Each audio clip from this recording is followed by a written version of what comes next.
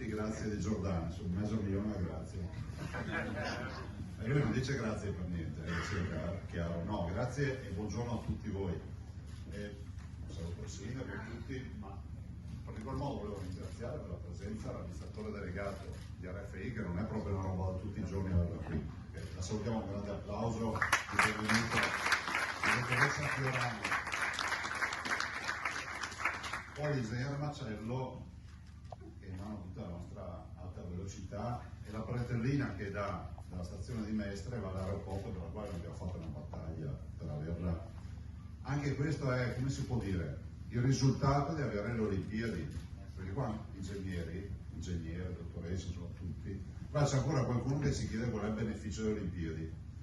Ad esempio la bretella verso l'aeroporto, se non avessimo avuto, fra virgolette, la scusa delle Olimpiadi, avrebbe tardato molto di più. E così vale per molta viabilità, insomma, se volete vedere questo ponte con l'ottica delle Olimpiadi, vi dico che dopo aver raddoppiato e aver aumentato del 25% il traffico, ci dà un'opportunità.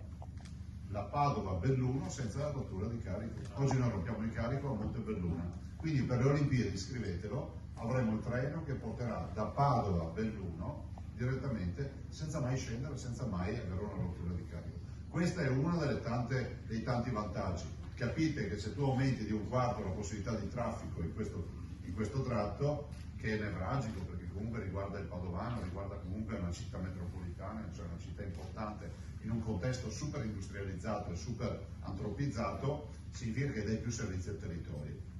Dall'altro vi ricordo che questo è un ponte, e non lo vedrete scritto da nessuna parte, che viene fatto con un po' di furbizia, sarà più alto di quello vecchio, e quindi quando il Brenta va per sola, questo guarda lì e continua a mandare i treni, perché sennò dobbiamo chiudere la ferrovia.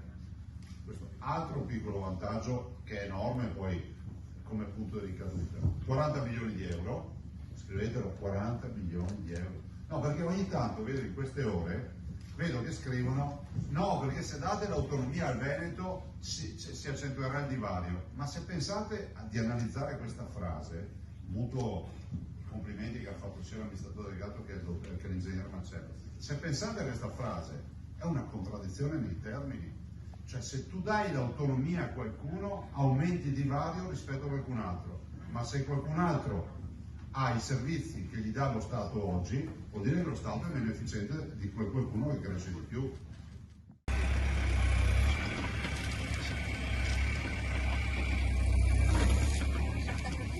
Presidente.